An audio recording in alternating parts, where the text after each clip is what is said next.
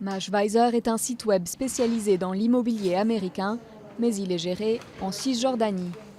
Sans mur ni checkpoint, Internet permet aux entrepreneurs palestiniens de travailler depuis ce territoire occupé par Israël. Et ils sont nombreux à avoir créé leur start-up. Il y a environ 3 ans, en Palestine, nous avons commencé à réfléchir au concept d'un Airbnb pour l'immobilier. Un an plus tard, j'ai rencontré mon partenaire, Mohamed Jibrini, et nous avons commencé à travailler ensemble là-dessus.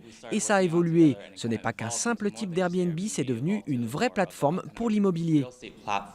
Les Palestiniens sont encore loin des Israéliens qui se sont attribués le surnom de nation start-up. Mais la Cisjordanie est devenue un véritable incubateur d'entreprises. La société Red Krause surveille les incidents et violences en Israël et en Cisjordanie.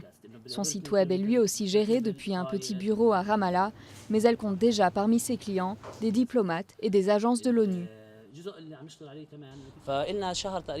Depuis près d'un mois, nous travaillons en vue de pénétrer le marché égyptien. Notre logiciel est déjà conçu pour pouvoir s'étendre, car nous avons fait en sorte qu'il puisse fonctionner dans n'importe quel pays dans le monde.